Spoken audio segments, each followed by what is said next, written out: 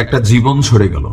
আমরা ভাবছিলাম যে আরাফাত হয়তোবা মারা যাবে, মৃত্যুর সাথে পাঞ্জা লড়ছিল আইসিইউতে। কাশেমের অবস্থা একটু ভালো ছিল, কিন্তু আজকে কাশেমই দুনিয়া থেকে বিদায় হয়ে গেল।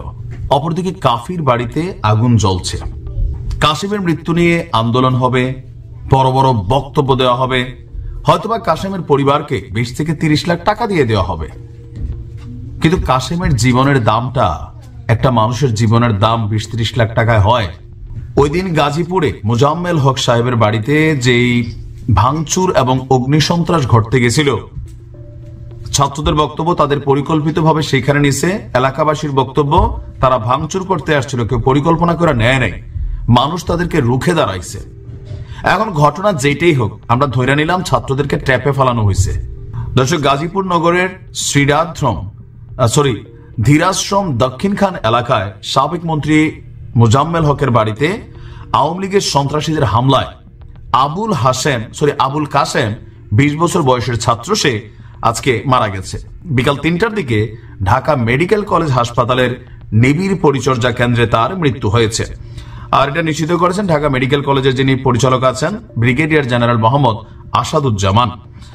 আর কাশেমের মৃত্যুর বিষয়টা নিয়ে বৈষম্য বিরোধী ছাত্র আন্দোলনের হাসনাত আব্দুল্লাহ তিনি বলছেন যে গাজীপুরে আওয়ামী সন্ত্রাসীদের হামলায় কাশেম শহীদ হয়ে গেছে।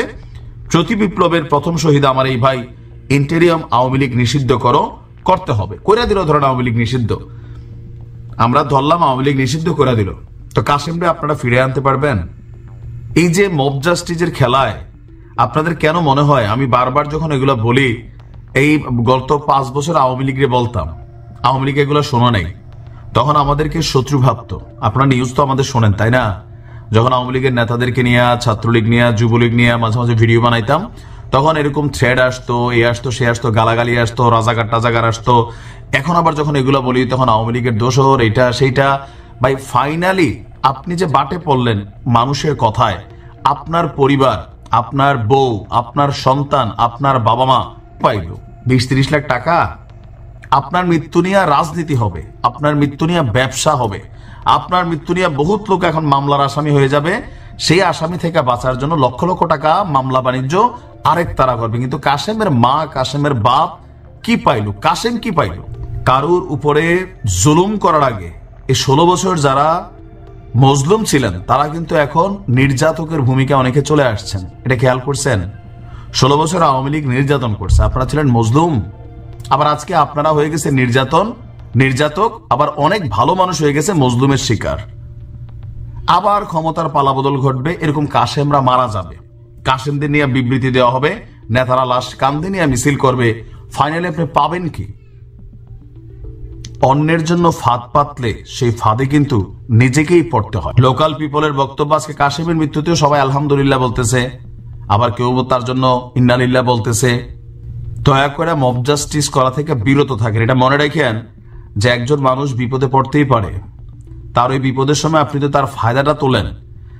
আইজ হোক কাইল হোক, আপনারা না পাইলে আপনার ছেলেরা না পাইলে ছেলের ঘরের নাতি। বাঙালি বড় হিংসা পরায়ণ জাত, জেনারেশন টু জেনারেশন হিংসা, প্রতিশোধ, এগুলোকে ক্যারি করে, এগুলো জাতির জন্য কল্যাণ বয়ে আনে না।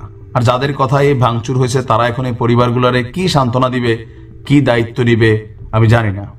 বা টাকা কখনো একটা মানুষের রিপ্লেসমেন্ট হয় না।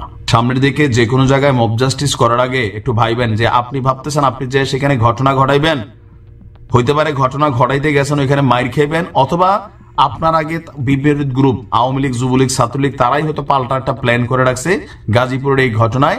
এটা কিন্তু প্রমাণিত। একটাই তো হয়েছে, হয়তো আওয়ামী লীগ প্ল্যান করে ডাইকা নিয়ে পিটিয়ে মারছে, অথবা তারা ভাঙচুর করতে গেছে। স্থানীয় লোক, একজনের বাড়ি আপনি ভাঙবেন, তার প্রতিবেশীরা আপনারা তো পিটাবে ভাই।